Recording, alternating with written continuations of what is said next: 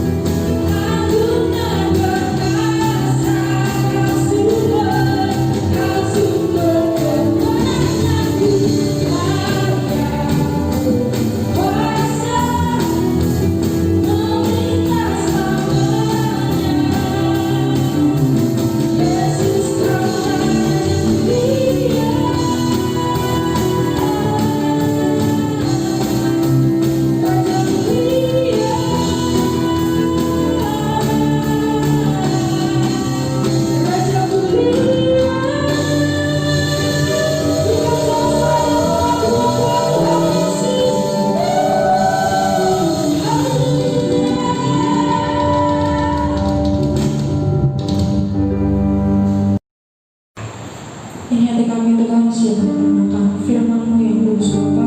Biar kami terus mau menyenangkan-Mu Tuhan, dan mengikuti setiap padamu dan kebenaran firman-Mu yang kami berikan semuanya.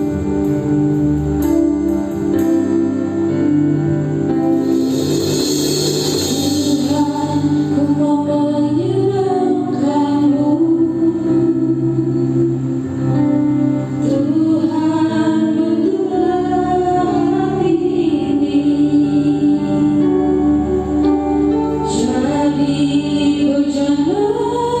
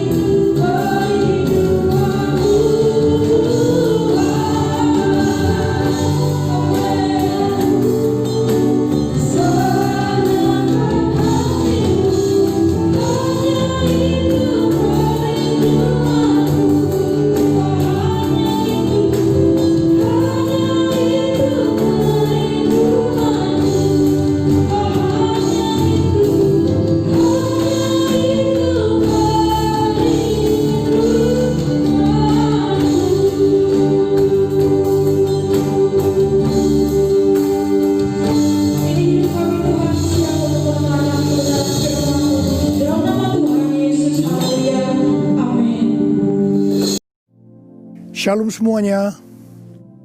Tuhan Yesus berkata dalam Yohanes 14 ayat 12, Aku berkata kepadamu, sesungguhnya barang siapa percaya kepadaku, ia akan melakukan juga pekerjaan-pekerjaan yang aku lakukan. Bahkan pekerjaan-pekerjaan yang lebih besar daripada itu. Sebab aku pergi kepada Bapa. Di sini Tuhan Yesus berkata bahwa kalau kita percaya kepada Tuhan Yesus, maka setelah Tuhan Yesus naik ke sorga, kita akan melakukan pekerjaan-pekerjaan yang dilakukan oleh Tuhan Yesus. Bahkan pekerjaan-pekerjaan yang lebih besar. Pada waktu Tuhan Yesus berada di bumi ini, Tuhan Yesus melayani di Yerusalem, di Yudea, dan di Samaria. Tetapi setelah Tuhan Yesus naik ke sorga, kita yang percaya bahkan akan melayani sampai ke ujung-ujung bumi. Jumlah mujizat yang dilakukan oleh kita yang percaya jauh lebih banyak dibandingkan dengan yang dilakukan oleh Tuhan Yesus pada waktu itu. Hal ini berarti setelah Tuhan Yesus berada di sorga, Tuhan Yesus menyediakan pengurapan dan berkat double portion kepada kita yang percaya. Double portion bukan hanya berarti 2 kali lipat, tetapi juga berarti berlipat-lipat kali ganda. Amin. Ada berapa banyak di antara saudara yang mau menerima berkat atau pengurapan double portion? Boleh angkat tangan saudara. C.D. Jacobs bernubuat bahwa Pentakosta tahun 2020 tidak sama dengan Pentakosta sebelumnya. Dikatakan bahwa kita sedang memasuki Pentakosta dari Pentakosta, yaitu Pentakosta yang ketiga, di mana ini adalah pencurahan Roh Kudus yang terbesar dan yang terakhir sebelum Tuhan Yesus datang kembali. Untuk itulah Tuhan Yesus memperlengkapi kita dengan pengurapan double portion. Setelah Roh Kudus dicurahkan pada waktu Pentakosta yang pertama, maka salah satu tanda yang terjadi pada waktu itu adalah perubahan paradigma dalam pelayanan. Selama ini, pengertian dari murid-murid Tuhan Yesus adalah bahwa keselamatan hanya untuk orang Yahudi saja. Tetapi dengan adanya peristiwa Cornelius yang bukan orang Yahudi bertobat, dipenuhi dengan Roh Kudus, berbahasa roh, dan menerima baptisan air, maka dengan perdebatan yang cukup panjang, akhirnya dengan kesaksian Petrus, para rasul dan seluruh orang percaya di Yudea dapat menerima bahwa keselamatan bukan hanya untuk orang Yahudi saja, tetapi untuk semua bangsa, termasuk bangsa Indonesia. Dan ini pasti akan menyebabkan perubahan paradigma dalam cara penginjilannya. Demikian pula hal ini terjadi dalam era Pentakosta ketiga ini. Yang jelas dengan adanya pandemi COVID-19 akan terjadi perubahan paradigma dalam pelayanan untuk terjadinya penuaian jiwa yang terbesar dan yang terakhir. Hal yang pertama adalah yang tadinya kita ibadah secara offline, sekarang berubah menjadi ibadah secara online. Tadinya kita beribadah di gedung gereja, kita bersekutu bersama-sama, bisa berjabatan tangan, saling berpelukan, menyatakan kasih kita, melakukan penumpangan tangan. Sekarang sudah tidak bisa lagi. Kita memasuki new normal. Ibadah offline digantikan menjadi ibadah secara online. Terus terang, saya tidak mengerti sepenuhnya dengan adanya perubahan ini. Tapi Tuhan menyuruh saya untuk melakukan seperti apa yang terdapat dalam Yeremia 33 ayat 3. Berserulah kepadaku, maka aku akan menjawab engkau dan memberitahukan kepadamu hal-hal yang besar dan yang tidak terpahami, yakni hal-hal yang tidak kau ketahui. Itulah yang saya lakukan hari-hari ini. Saya percaya justru dengan adanya perubahan paradigma dalam pelayanan ini, pasti akan terjadi penuaian jiwa yang jauh lebih besar dibandingkan pada waktu kita menggunakan cara yang lama. Hal yang kedua, untuk terjadinya penuaian jiwa yang terbesar dan yang terakhir, Tuhan berkata akan terjadi kebangkitan generasi muda. Russell Evans, gembala sidang dari Planet Shaker, Melbourne, pada tahun 2017 mendapat penglihatan tentang Indonesia. Bahwa Roh Kudus sedang dicurahkan luar biasa di Indonesia. Dia melihat jutaan anak-anak muda dipenuhi dengan Roh Kudus. Mereka cinta mati-matian kepada Tuhan Yesus, tidak kompromi terhadap dosa, dan akan memenangkan banyak jiwa. Generasi anak muda ini kita sebutkan di generasi Yeremia. Awal Januari tahun 2020, para aras nasional dan para pemimpin Kristen berkumpul untuk membicarakan langkah konkret yang akan dilakukan sebagai respon terhadap komitmen para pemimpin Kristen sedunia di Swiss tahun 2017 tentang misi yang akan dikerjakan bersama-sama, di mana hal ini juga diresponi oleh Indonesia di Brastagi, Sumatera Utara pada tahun 2018. Dengan perkataan lain, ini membicarakan tentang langkah konkret yang akan dilakukan oleh seluruh gereja untuk menyelesaikan amanat agung Tuhan Yesus.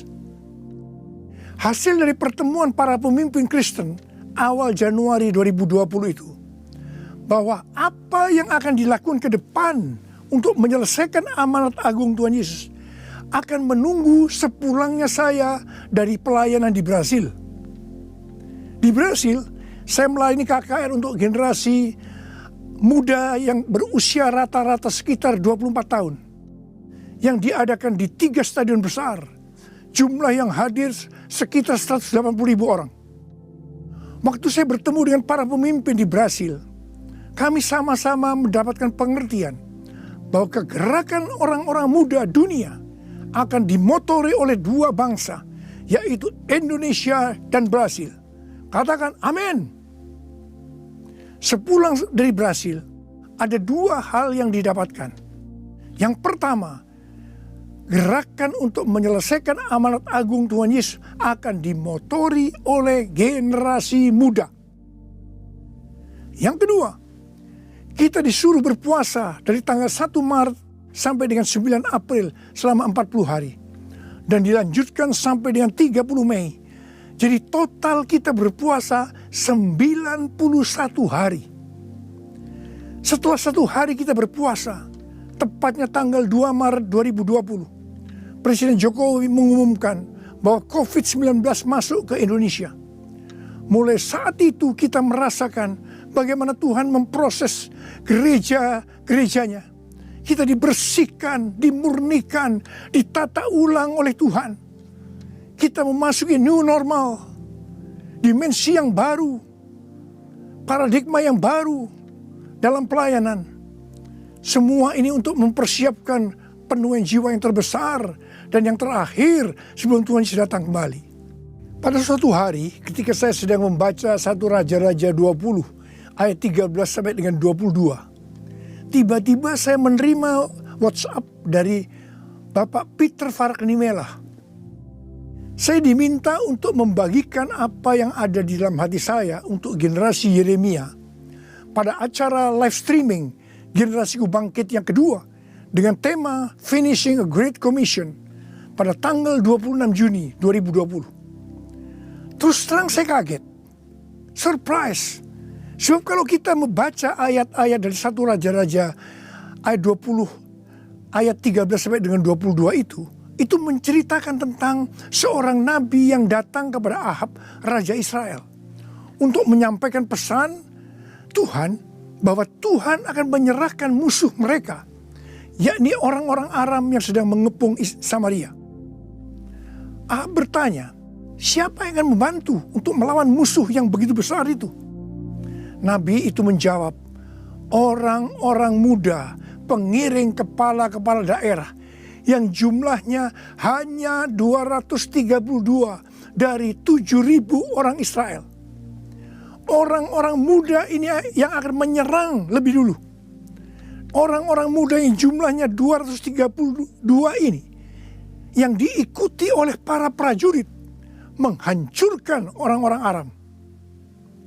Pada saat itu Tuhan berbicara kepada saya bahwa untuk ke depan ini generasi Yeremia yang harus memimpin peperangan rohani untuk penuaian jiwa yang terbesar dan yang terakhir. Ini merupakan suatu paradigma baru dalam pelayanan.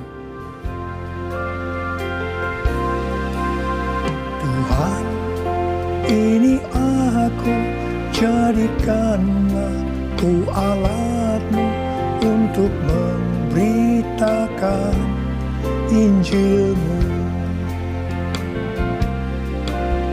Tuhan, ini aku, jadikanlah ku hamba-Mu untuk melakukan firman-Mu. Penuhi hidupku dengan Roh-Mu, agar ku jadi saksi-Mu. Pakailah hidupku dan urapilah untuk kemuliaan nama-Mu. Untuk kemuliaan nama-Mu. Untuk kemuliaan nama-Mu. Menteri Agama memberikan pengarahan dalam pembukaan kembali ibadah secara offline, bahwa anak-anak, lansia, dan orang yang memiliki penyakit bawaan yang beresiko tinggi terhadap COVID-19 dilarang beribadah di gereja. Saya percaya ini bukan suatu kebetulan, tetapi Tuhan sedang berbicara harus ada pergantian generasi. Tuhan seolah-olah memaksa agar generasi lansia mendelegasikan atau menyerahkan tugas mereka kepada generasi muda. Ini merupakan perubahan paradigma dalam pelayanan. Elisa adalah nabi muda yang mewakili generasi muda yang akan dipakai Tuhan untuk tugas yang lebih besar. Pada waktu itu Elia disuruh oleh Tuhan mengurapi Elisa untuk menjadi nabi menggantikan dia. Pertama, Elia melemparkan jubahnya kepada Elisa. Ini berbicara tentang memberikan otoritas menjadi seorang nabi. Yang kedua, Elisa menjadi pelayan Elia. Elia juga menjadi bapak rohani yang mementor Elisa. Elisa sangat setia kepada nabi atasannya, sehingga Elisa dikenal sebagai yang dahulu melayani Elia.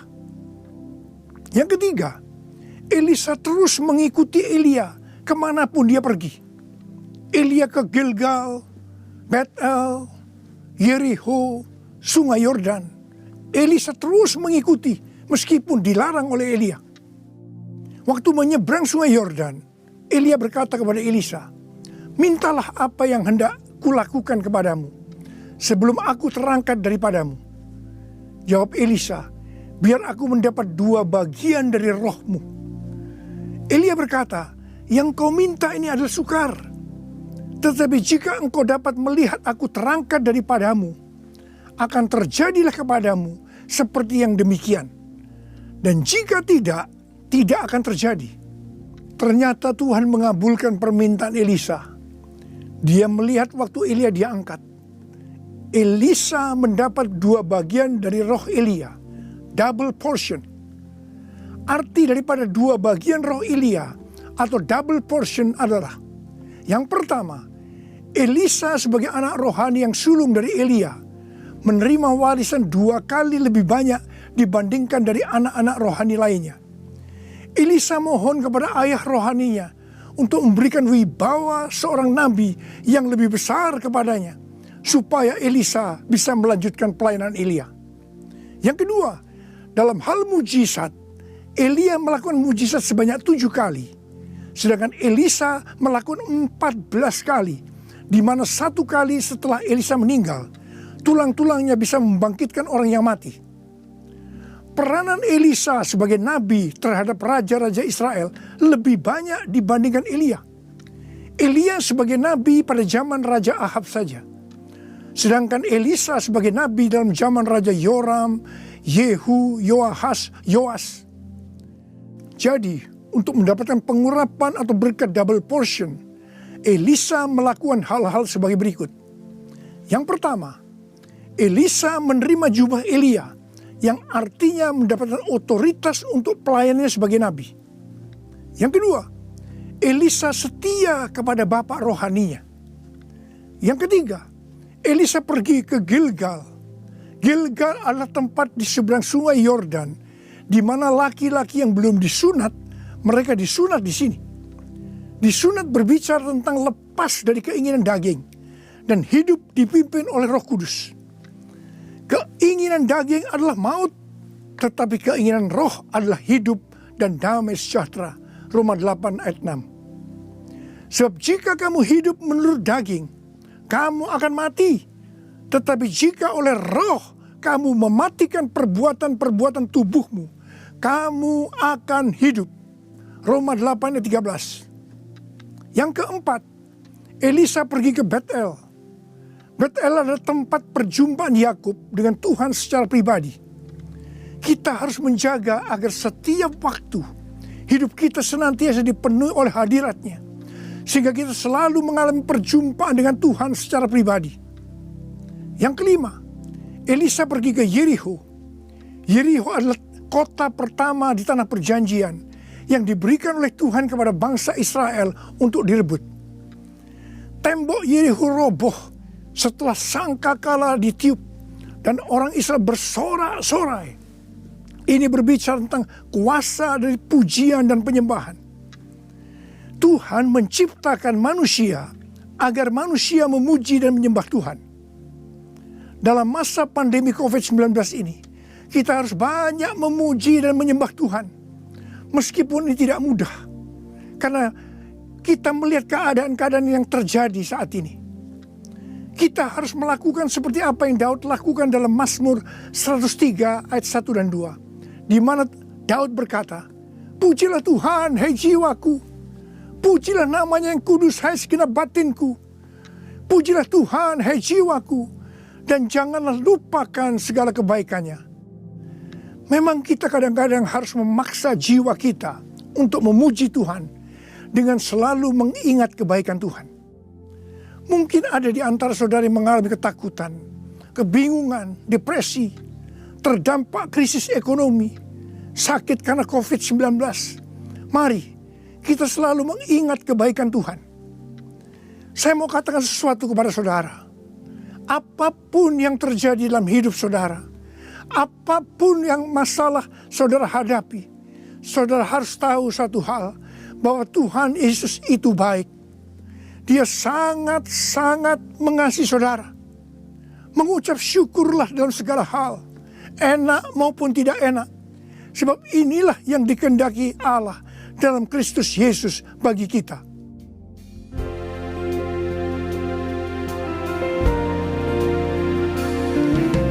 Bapa, Engkau baik. Bapa, Engkau baik. Kau selalu baik kepadaku. Bapa, ku cinta Kau. Aku memujimu. Aku menyembahmu. Ku nyanyi haleluya.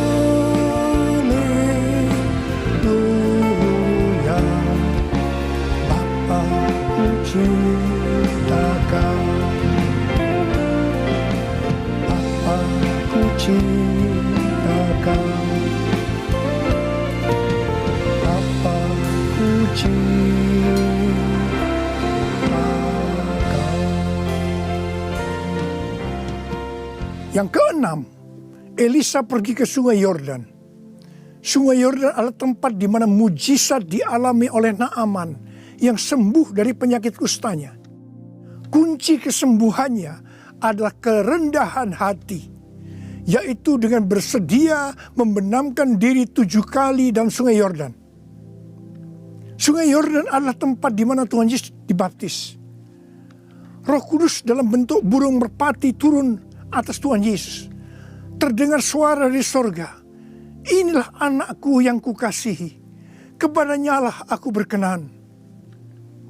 Sungai Yordan adalah tempat di mana kemuliaan Tuhan dinyatakan. Sungai Yordan menjadi kering ketika kaki para imam yang mengangkat tabut Allah masuk ke dalam air. Kemuliaan Tuhan ini terjadi karena mereka percaya dan melakukan kehendak Tuhan meskipun tidak masuk akal. Sekali lagi, saya mau bertanya kepada saudara, ada berapa banyak yang mau menerima pengurapan dan berkat double portion? Angkat tangan saudara. Ada 8 hal yang harus kita lakukan kalau mau mendapatkan pengurapan atau berkat double portion. Yang pertama, menerima tugas yang diberikan oleh Tuhan dengan sukacita. Yang kedua, setia kepada atasan kita, pembimbing rohani kita, bapak rohani kita. Yang ketiga, melepaskan keinginan daging dan hidup dipimpin oleh Roh Kudus. Yang keempat, usahakanlah setiap waktu kita dipenuhi dengan hadirat-Nya, agar kita senantiasa mengalami perjumpaan dengan Tuhan secara pribadi. Yang kelima, dalam segala situasi kita harus banyak berdoa, memuji dan menyembah Tuhan. Yang keenam, hidup dengan kerendahan hati. Yang ketujuh, hidup menjadi orang yang dikasihi dan berkenan kepada Tuhan. Yang kedelapan, percaya akan segala perintah Tuhan meskipun tidak masuk akal. Saya mau berdoa agar saudara mendapatkan pengurapan dan berkat double portion. Mari angkat tangan saudara dan nyanyikan nyanyian ini bersama saya.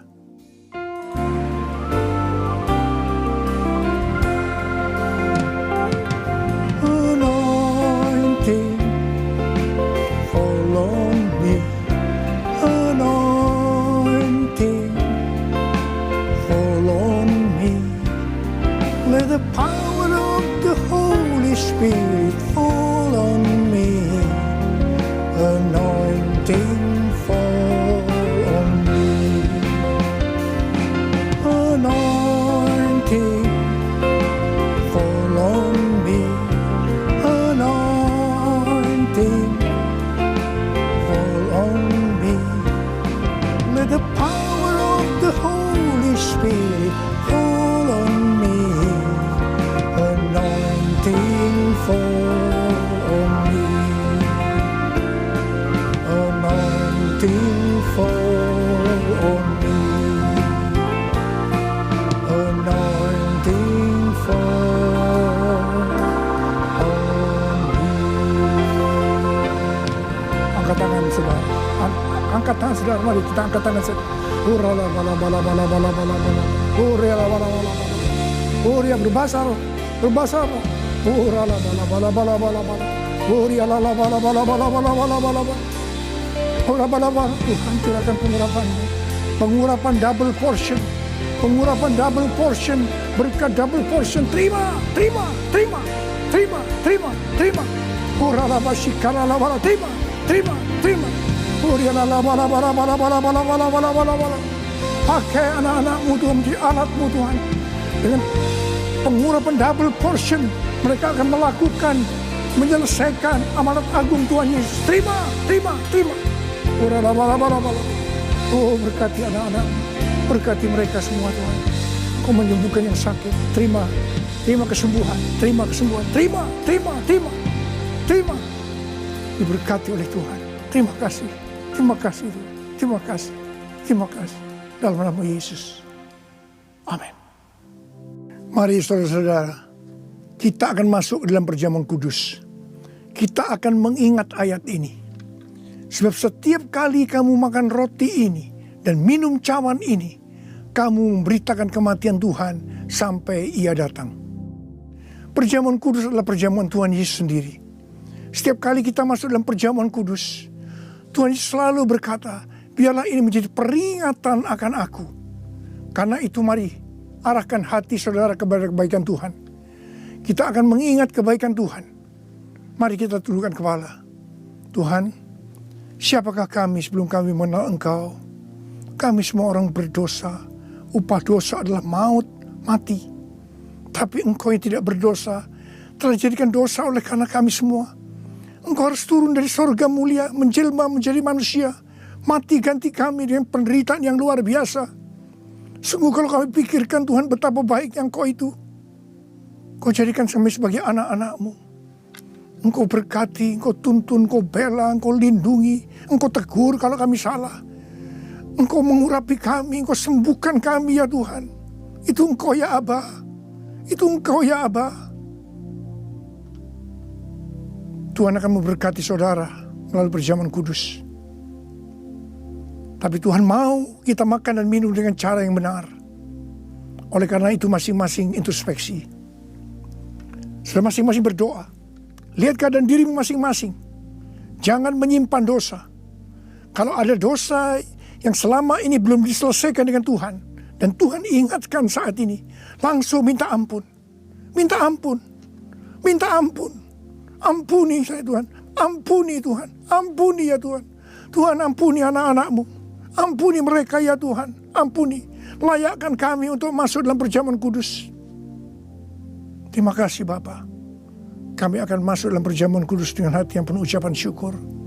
Dalam nama Yesus yang berdoa. Amin. Sekarang mari angkat roti di tangan kanan saudara tinggi-tinggi. Sebab apa yang telah kuteruskan kepadamu telah aku terima dari Tuhan. Yaitu bahwa Tuhan Yesus pada malam waktu ia diserahkan mengambil roti. Dan sesudah itu ia mengucap syukur atasnya. Dia memecah-mecahkannya dan berkata, inilah tubuhku yang diserahkan bagi kamu. Perbuatlah ini menjadi peringatan akan aku. Sudah dikasih Tuhan. Bukankah roti yang kita pecah-pecahkan ini adalah persekutuan kita dengan tubuh Kristus? Mari kita makan dalam nama Yesus.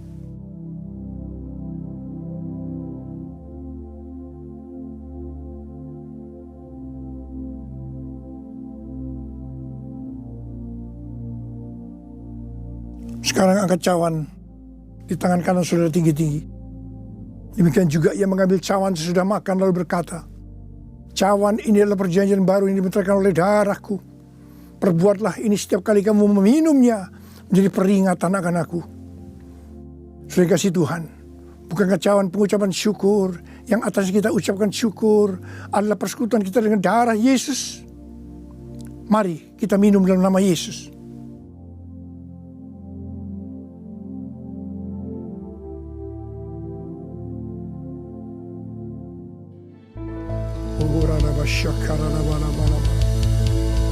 Angkat tangan saudara.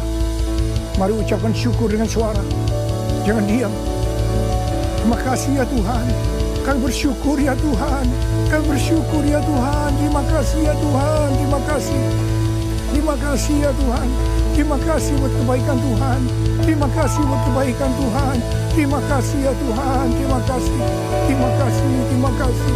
Terima kasih ya Tuhan. Terima kasih.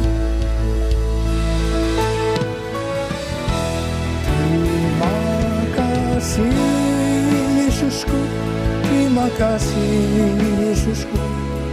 Puji syukur hanya bagi Tuhanku. Terima kasih Yesusku, terima kasih Yesusku. Puji syukur hanya bagi Tuhanku. Terima kasih Yesusku, terima kasih Yesusku. Puji syukur hanya bagi Tuhanku. Terima kasih Yesusku, terima kasih Yesusku. Puji syukur hanya bagi Tuhanku. Puji syukur hanya bagi Tuhanku. Puji syukur hanya bagi Tuhanku.